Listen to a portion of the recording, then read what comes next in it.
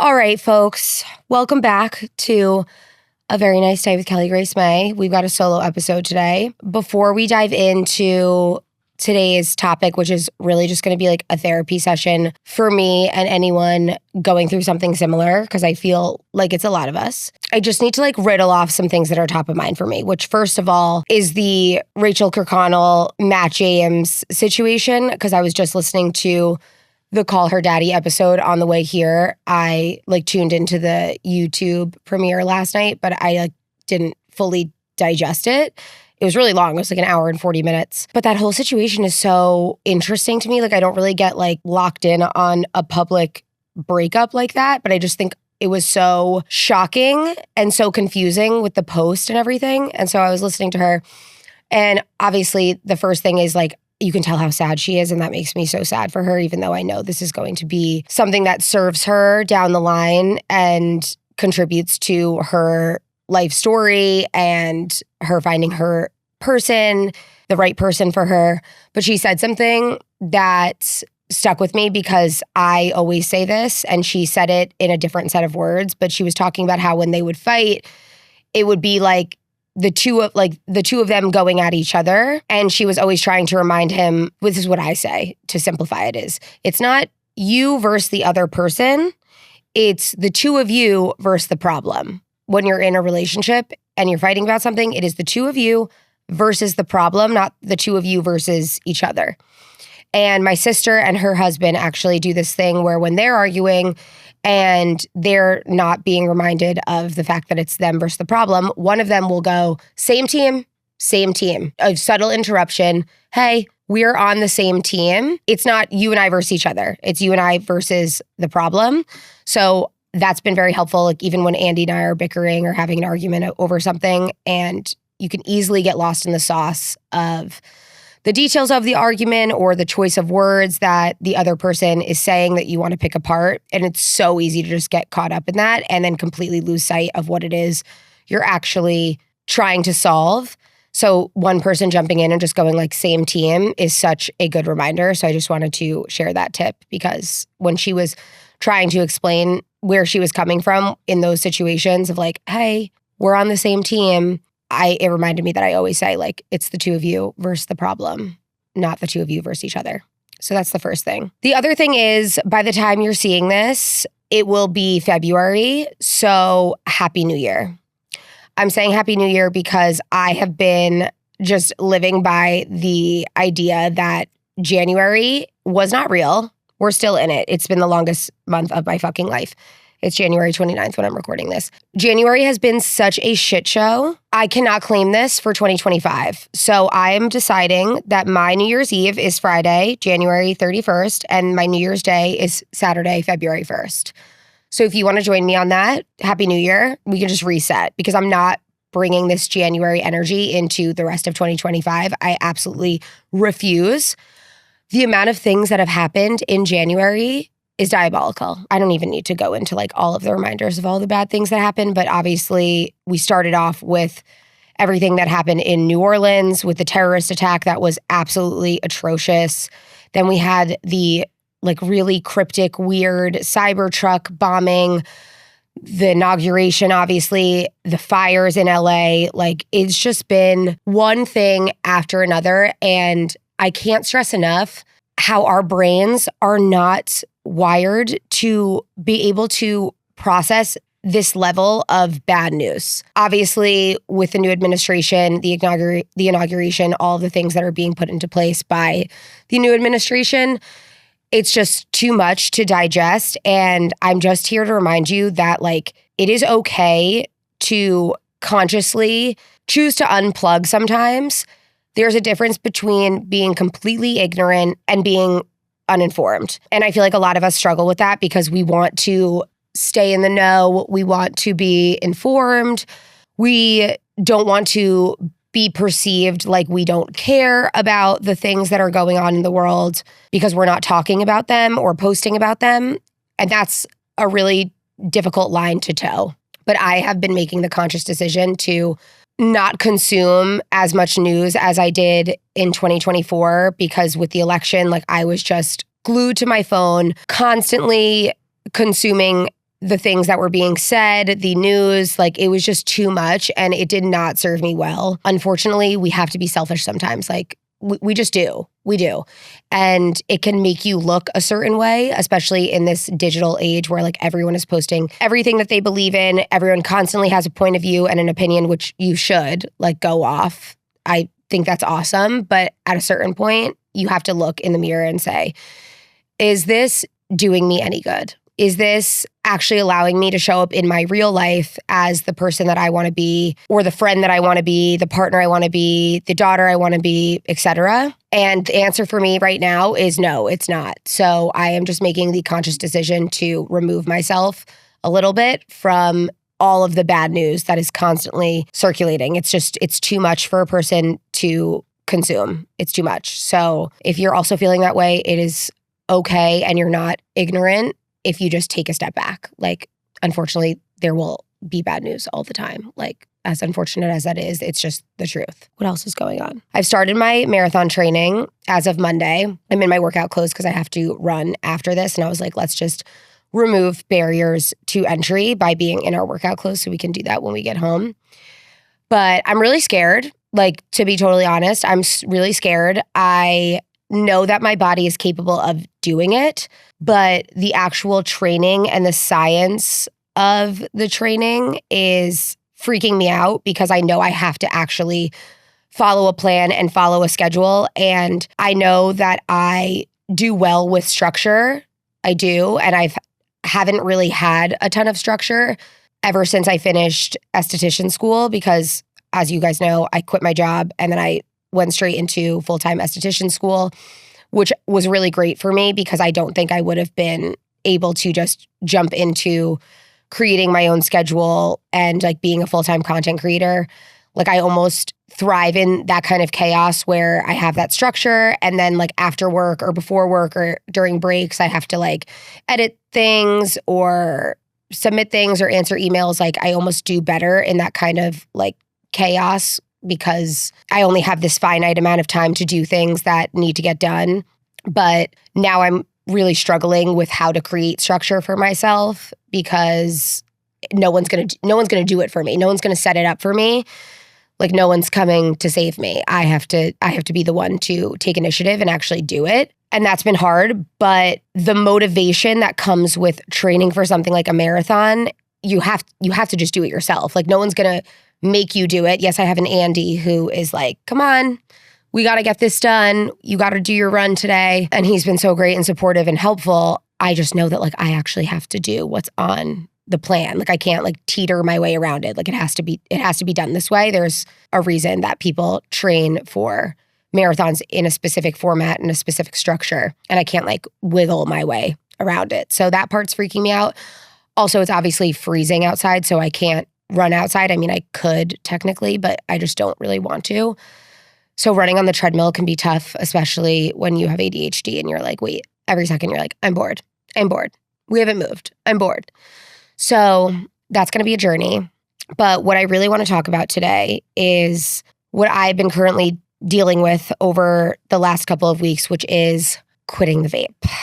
So let's talk about it. I've been talking a lot about it on TikTok and a little bit on Instagram, but I wanted to just sit down and do a solo episode talking about it because this experience has been way harder than I could have possibly imagined. So I'll start from the top because I have been addicted to nicotine on and off since I was 18. I started smoking cigarettes when I got to Boulder. It's interesting because I was like really anti-cigarettes growing up and in high school. Even though I was like a huge party girl, huge stoner in high school, I was really like anti-cigarettes because my mom and my dad were both smokers growing up. I don't know what changed when I got to Boulder, but I smoked a cigarette for the first time and immediately was like, I like this. And immediately started smoking on my own, not just like in a party environment when I was drunk, but like soberly. I really want to look into like the research behind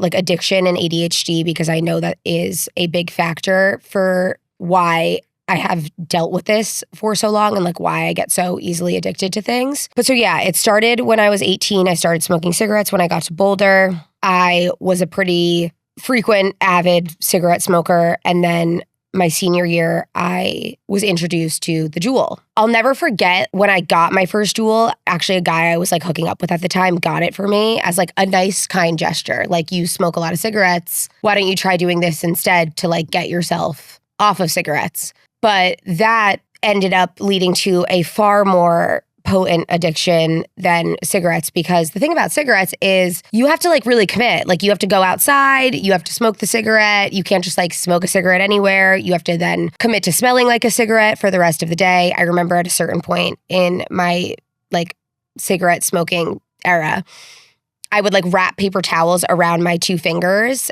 because I hated the way that it would make my hands smell for the rest of the day. So I would wrap paper towels around my fingers and smoke a cigarette so that my hands smelt less like a cigarette. So I started smoking the Juul, and that led to a much stronger addiction. I started smoking the Juul my senior year, and then I was like a 2 Juul pod a day girl, mango pods specifically. I was obsessed with the mango pods. Oh my God, it was like mango or nothing, which I noticed, and we'll get to this, that type of fixation on a specific setting was going to become like a thing for me, which we'll get to. So I started smoking the Juul.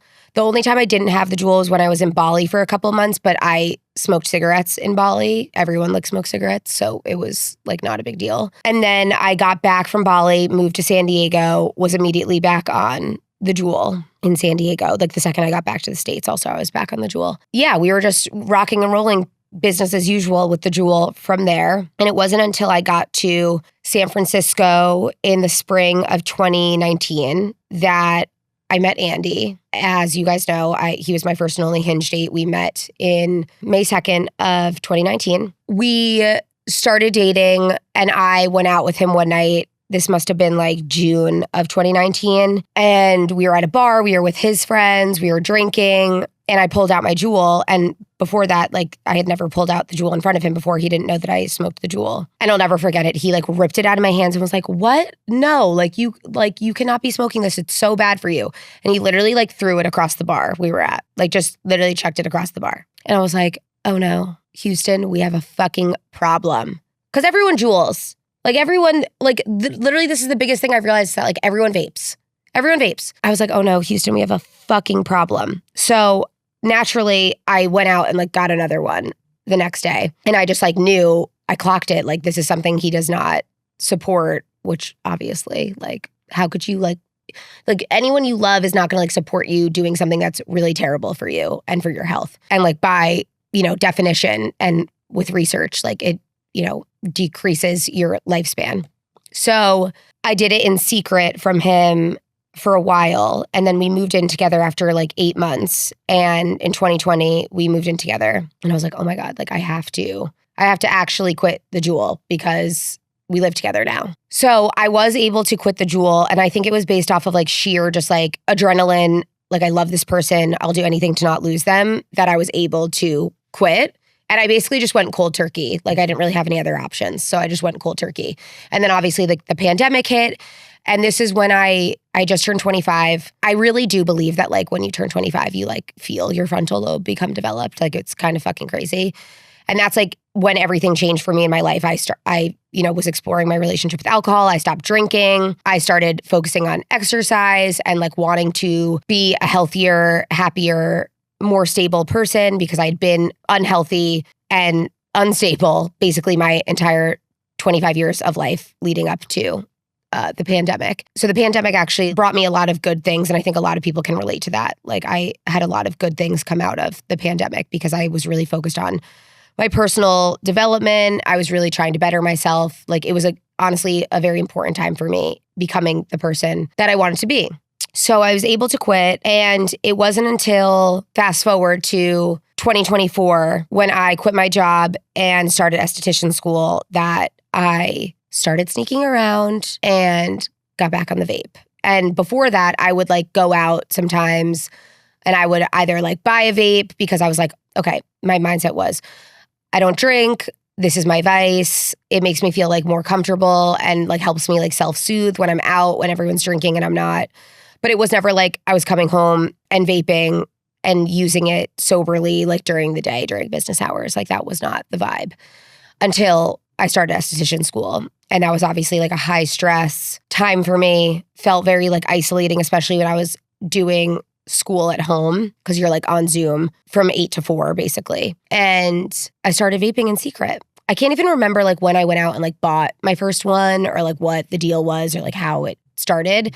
But then like when I got into the in-person portion of esthetician school, everyone was vaping. It was literally like we joked that esthetician school, like when you get your welcome packet, should come with a vape because it's literally like what everyone was doing to get through school. When I finished school in July, I was kind of hit with this realization like, oh fuck, I finished school, but I'm addicted to the vape and I'm doing it in secret. And there's something so scary about doing something in secret. Like secrets are never good in any world. Like they're just not good. Like they eat away at you, they eat away at your confidence. And I noticed not immediately after school, but like when we got home from our honeymoon and then like we were done with like kind of like our wedding sprint because we had so many fucking weddings this year. We literally went to 11 weddings in 2024. I realized like I'm doing this in secret. It's really bad for my mental health.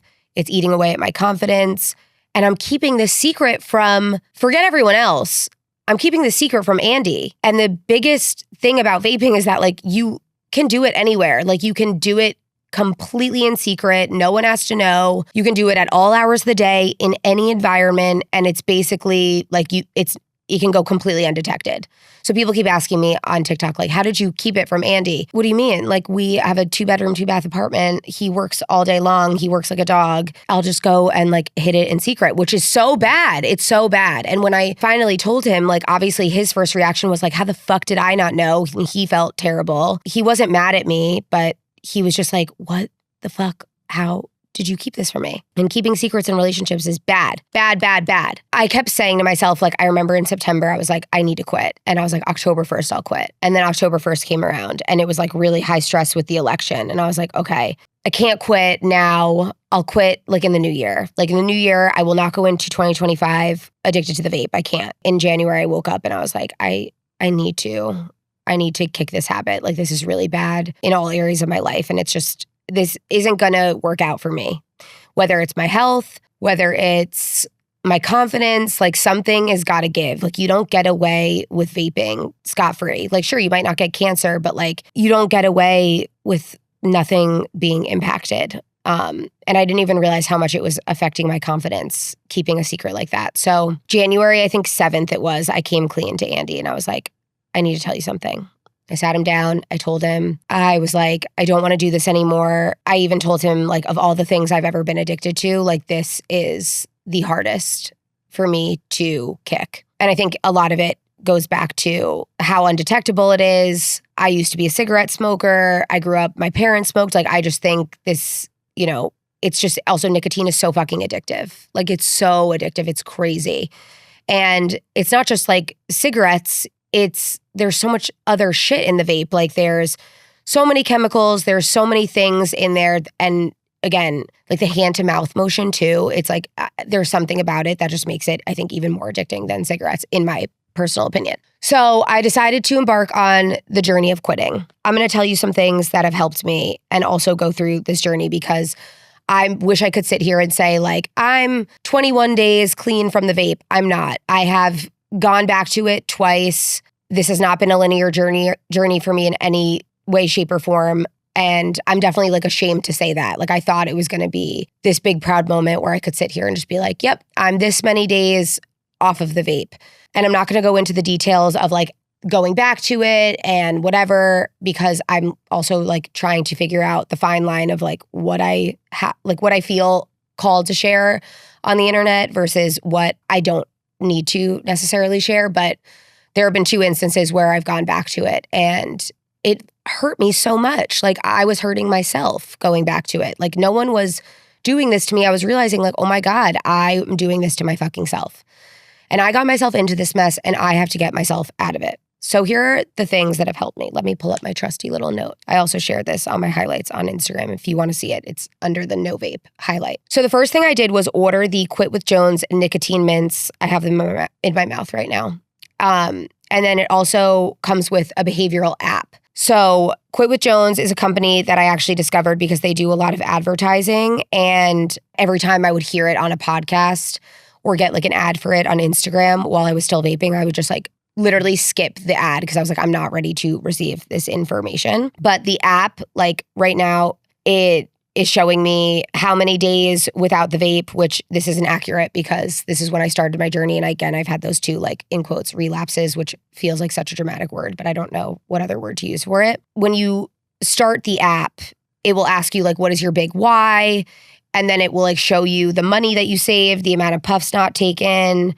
There's like a social media element to it. So you can like add people to your pod. Like it's a really, really brilliant app and it will help you stay motivated and be on track of your goals, which I really like because it's like an interactive app. And there's also like an AI portion to it. Like there's a toolkit. It's a great app. Like honestly, I should fucking invest in this company because I really believe in it. So the Quit with Jones app has helped a lot, but also the mints. So I personally don't think you get a medal for going cold turkey. If you want to go the cold turkey route, like more power to you. Go off. That is amazing. But I don't think you get a medal for that. So when I first started, I was using the nicotine patches, which I really didn't feel like did anything for me, but I don't really think you're supposed to feel anything. And the mints, you can get either 2 milligram or 4 milligram. The website will help guide you based on like what kind of frequency you're vaping. So I got the 4 milligram mints and basically you just put them in your cheek. Also mints in general help with quitting the vape, like the sensation just of a mint helps. So you combine that with also having these nicotine mints and like it's chef's kiss. I've been using the Quit with Jones mints. They help a ton. They help a ton with curbing that like nicotine craving. And they come in these like cute little cases that you can just throw in your bag. So you get the nicotine mints, you put them in a little case. It's so cute. That's been instrumental in my journey of quitting the vape that I'm still very much on. And I will keep everyone updated. But I'm hoping that one day I'll be like 3 months and just be able to be like, yeah, I haven't even thought of the vape, but that has not been my experience at all. But let's rewind to the beginning of it. So I started with the Quit with Jones app, the mints, the patch. I'm just going to be real. The first 3 days are the absolute hardest, okay? Because that is when the nicotine and like the withdrawal symptoms are like actually like leaving your body. It takes 72 hours for nicotine to actually like leave the body. And obviously that's complicated because I was using the mints and the patch, but you can really feel it. The first 3 days, I was super irritable and agitated. My temper and my fuse was like non-existent. Like anything could make me snap. It was actually really wild. But it's helpful to let the people in your life know that you are going on this journey of trying to free yourself of this addiction, because then they'll understand if you're like a little snappier than usual, like they'll get it more so than they're just like, wait, why are you being a little brat? Like, why are you acting like a toddler? So that's helpful. Definitely let your loved ones know. And that also like makes it real and allows them to hold you accountable and ask how you're doing, because it's so easy if you're just quitting in silence to go back to it, like point blank. So try to tell someone, at least one person that you can trust and confide in. I would also recommend making a list of why you want to quit. When you're at your breaking point and you're in that mindset of wanting to quit so badly, that is a very different mindset than when you're actually quitting and wanting to go back to it, because you will have cravings. And so that is very helpful to go back to a list that you've made while you're in the mindset of really wanting to quit, and being able to refer back to that and remind yourself of the big reasons why you don't want this in your life anymore. For me, it was I didn't want to keep secrets from people. I didn't want to impact my health, which, side note, this is like why I signed up for the marathon, because I was like, I can't run a marathon vaping. But unfortunately, I actually realized that you probably can run a marathon while vaping, which is so fucked up. You probably can. But it was like one of the reasons I signed up for the marathon, because I was like, okay, this will be a good way for me to quit. So I didn't want to impact my health. I didn't want to keep secrets anymore. But I also just the biggest thing for me is I didn't want to live in fucking shackles to this ombre Strawberry Kiwi ELF Bar anymore. Like I was so sick of it. I was like, why does this thing have such a chokehold over me? It's so embarrassing. Like I felt so much shame around it. I just didn't want to live like this anymore. It was embarrassing to me. So that was the biggest reason why I wanted to quit. So make a list of your big reasons why, and that way you can refer back to it when you're in the thick of quitting and are maybe considering going out and just like buying a vape. And to that point, if you can like film a video of yourself talking to yourself, like begging yourself to not go back to it, do that too, because hearing in your own words a video of yourself like actually pleading with your future self not to vape, that hits different. Like that hits very, very different than a list.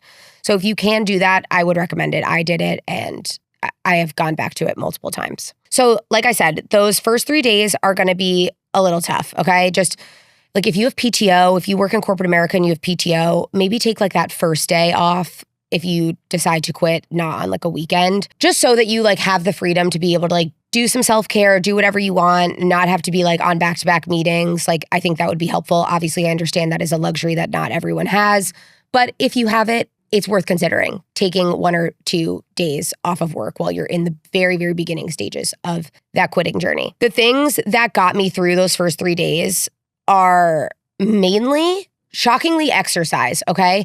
I had been watching all these videos of people saying that they had like flu-like symptoms when they quit, that they were super lethargic, that they were like in bed all day. That was so not my experience. I was so antsy and I had a lot of energy. And that's one of the biggest things I've also realized without the vape is that I have more energy. I thought that it was like, in quotes, giving me energy, but it was not. I was really restless. I was really antsy. And I was at like going to the gym literally 3 times a day in that first week. Because I was just so restless and I needed to be like doing something at all times. So I would either like go to the gym and walk on the treadmill or like run for a little, just work out in some capacity because moving helped a ton and also sweating helped a ton. Like I could just feel the nicotine and the addiction like leaving my physical body. And with every time I would go to the gym and sweat, I felt like I was getting farther along in the process. So movement and sweating helped so much. I have a sauna blanket. I would sit in that sauna blanket and just, I felt like I was like detoxing. It was honestly awesome and kind of euphoric. But I was still very irritable. Don't get it twisted. It was not like rainbows and butterflies. So I was super irritable, very antsy, very energetic though, which I did not expect at all because everyone had told me that I was going to basically feel like I was sick. The other thing is you have to listen or read Alan Carr's Easy Way to Quit Vaping. I have a Spotify like premium subscription, so it came free as the audiobook version, which I prefer audiobooks anyway. So let's be real. Like I wanted to listen to it. That helped a ton because it actually like breaks down all of the reasons that you're so addicted to the vape and how much easier it is to quit than you'd probably think. Like if you're someone listening to this and you're still vaping and you're not ready to quit, there's never going to be a time where you're actually ready to quit. I would just urge you to listen to this book. And if by the end of it, you don't feel ready to quit, then we'll cross that bridge when we get there. But I think it will help make you want to free yourself of this. So Alan Carr's Easy Way to Quit Vaping, please listen to it or read it, whichever method you prefer. It will very, very, very much help you. And it will help you understand why you feel the way that you do for a literal nicotine stick. Like it will make you feel less shame and it will also make you feel more motivated to stop doing it. So Alan Carr's Easy Way to Quit Vaping. The other thing that I did the first week especially is I had like a whole slew of candies available to me at all times. I had Sour Patch watermelons and those little Nerd Rope clusters. Those were like my 2 vices, and Gushers. And I like put them in cute little containers. I had them like in my bedroom. I had them on my desk. I had them like in all these different areas. You just have to let yourself snack. This is something else that I want to talk about because it's complicated, but I have noticed it a ton as I've been going through this. One of the main reasons people are worried about quitting the vape is they are scared of gaining weight. And to that, my rebuttal would be, you have to ask yourself why. You are more scared of gaining 5 to 10 pounds without the vape. Like, why are you more scared of that than the potential harm and effects that the vape is going to have on your health and your life long term? And it begs the question, like, wow, we would really do anything to stay thinner or smaller, even if it means knocking years off our life, putting ourselves at risk for several cancers and a whole host of other health effects, will literally do anything to stay thin. Like, it's actually crazy. And like, it's something that I've been thinking a lot about because I've gotten so many comments on my TikToks about it and so many DMs about it that I'm just like, wow, like we will really do anything to stay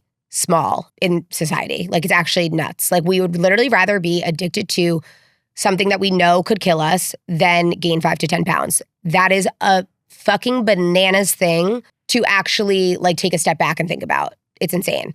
I was not worried about gaining weight. I don't have fear of gaining weight. Like, it is what it is. But I did notice that when I was quitting the vape, especially in the first week, that the main times that I would crave it was when I would get hungry and after a meal, which if you talk to or look at any cigarette smoker or anyone who's addicted to nicotine, that's like the biggest thing is like after a meal having a cigarette or after a meal having the vape or before a meal having a cigarette or a vape. Like, you know, there's all these jokes about like French people and like they just have cigarettes for breakfast, but like, I mean, it's an appetite suppressant. Like, it is what it is. It's the truth. And I started realizing that every time I would really crave the vape was mainly before or after a meal, but primarily before.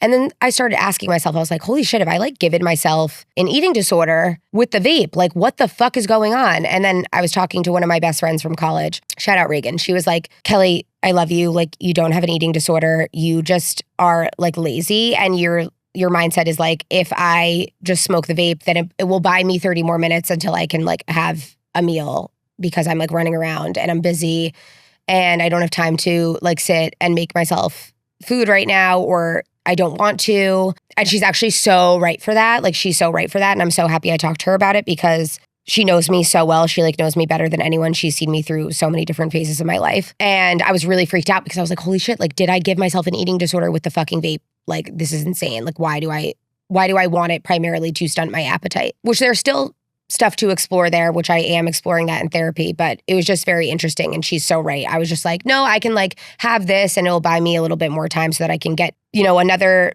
2 things on my to-do list done, or not have to stop what I'm doing to sit down and actually like honor my body and have a meal, which is fucking crazy. So I'm trying to be more mindful of that too. And like just listening to my body when it's craving food.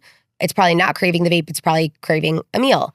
So you just have to allow yourself that space and that time to like snack on things.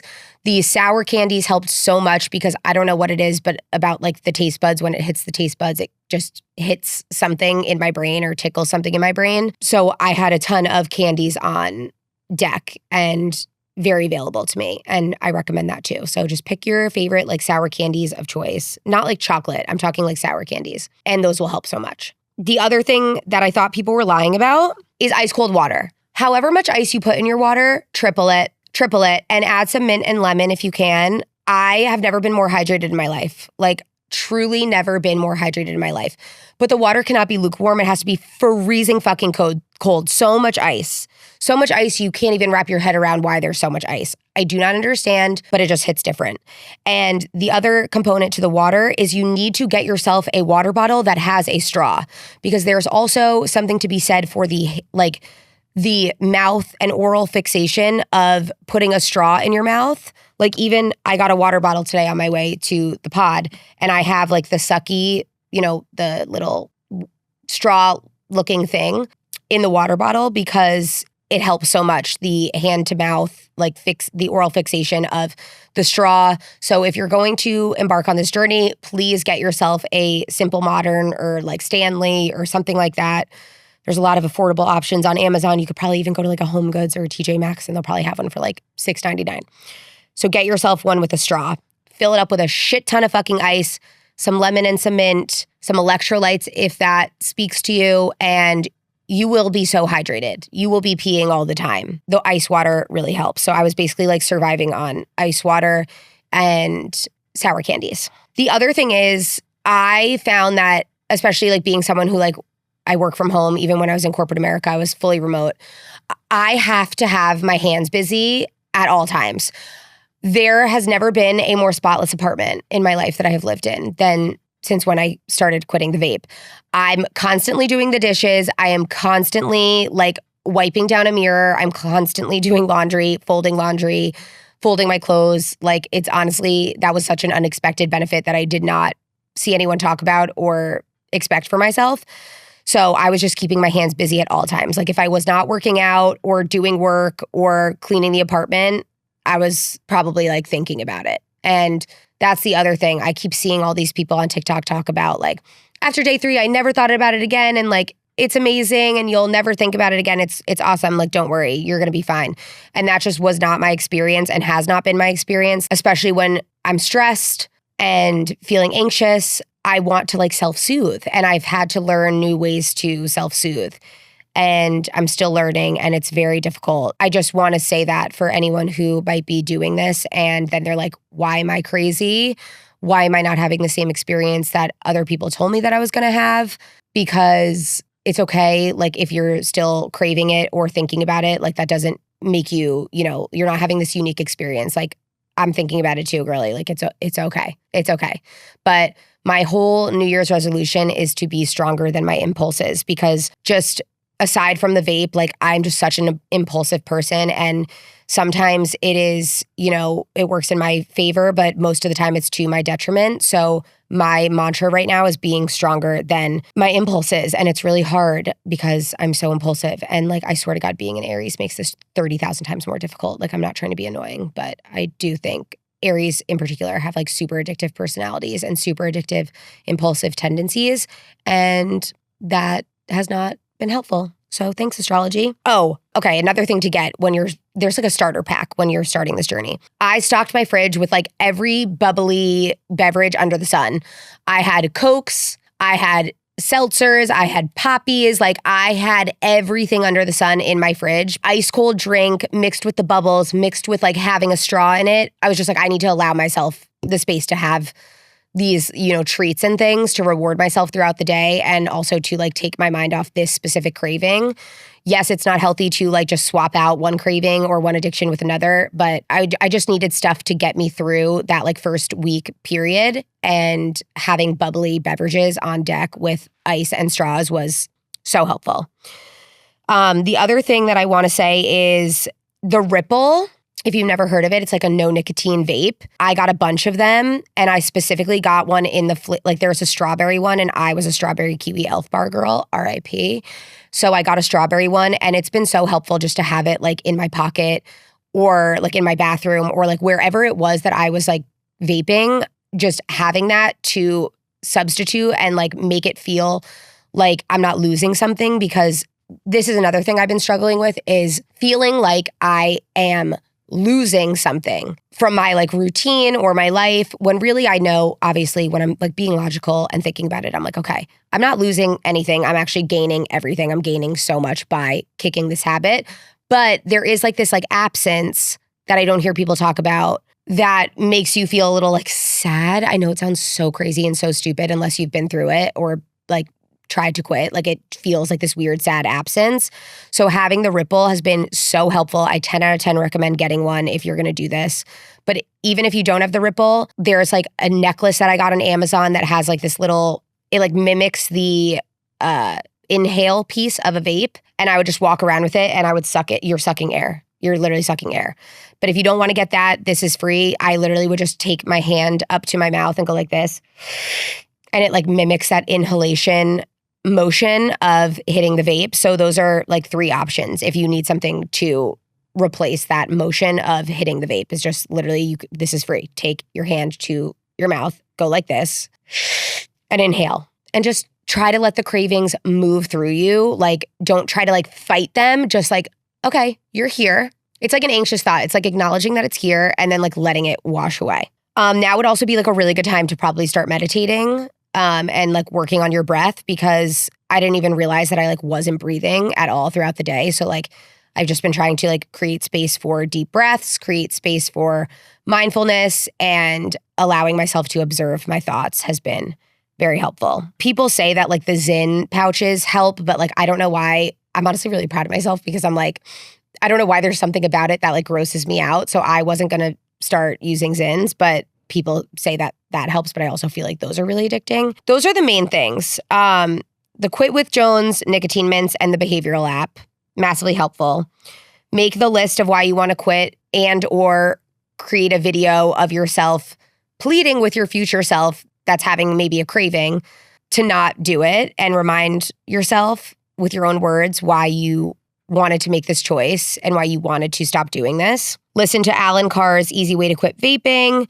Get yourself some sour candies, some sparkling beverages in your fridge. Get a water bottle that has a straw. That is like so important. I can't stress that enough. So you're drinking ice cold water all the time. Incorporate movement. If you have access to a sauna, get in it, like sweating it out. It feels so good. And just remember that after 72 hours of your journey of quitting the vape, the rest of that is really mental. The physical symptoms are really, that's like a placebo. The rest of it is a mental game, and you have to develop mental fortitude and mental toughness to get through this. And just keep saying to yourself, I am stronger than my impulses. Like, I am stronger than my cravings. And get a ripple. Get a ripple or mimic the hand-to-mouth motion of hitting the vape. Those are like my main things that have helped me with my experience. And I'm very much still on it. I'm very much still going through it. And I just keep telling myself that there will be a world where I wake up and I do not think about the vape. And there will be a world where I wake up and I go through an entire day and the vape does not once cross my mind. Throughout this experience, I have realized that everyone vapes. Like the Pilates, slick back, cool girls, fashion girlies, the health and wellness girlies, like a lot of them are vaping too. And it's kind of crazy. Like it's really stuck with me how many people are actually addicted to the vape. So I know you probably feel a lot of shame. And I'm not going to tell you to not feel shame, because I think that shame in this context can be helpful to get yourself out of this mess and use that shame to fuel you. But don't sit and like be the victim, because that's not going to get you anywhere. But you can use the shame, I think, in a productive way to fuel you and get you out of this. Ultimately, I'll leave you with this. Like, act like your whole life is fucking riding on this, because it is. That's what I keep telling myself. I feel like something like the vape is holding me back from unlocking like my fullest potential. And I know that it is, because I think things like this, and chances are if you're watching this and you don't vape, like there's probably something in your life that is holding you back from unlocking your highest potential. And I don't know what that is. That is something that you have to ask yourself and get really honest with yourself on what it is. And right now for me, I think it is the vape. I just keep telling myself that the best version of Kelly is on the other end of this and on the other side of this. And everything I want is on the other side of this. And my whole life is riding on if I can kick this. So I love you. That it was my little therapy session for the day. I felt like I really need to get that off my chest. This is really hard though. Like, it's not a joke. It's not something that is light. It's not something that is like unserious. Like, it's actually like really serious. And I've learned a lot about myself, and I'm still learning a lot about myself throughout this process. So that is another thing that I'm viewing as a positive, because the more you know about yourself, about life, about your habits, about your impulses, like it's good data to take stock of. So we can get through this. I love you. And I will see you back next week. Whatever you're doing, wherever you are, I hope you have a very nice day. Try to make it a very nice day, because even if it's like 3:00 when you're watching this and it hasn't been, let's just reset. Like, you don't have to wait till tomorrow morning for a new day. Like, just let's wipe the slate clean and maybe take a shower. That's always going to be my advice. I've never taken actually more showers than since when I started the journey of quitting the vape. So I'll leave you with that. I love you. See you next week.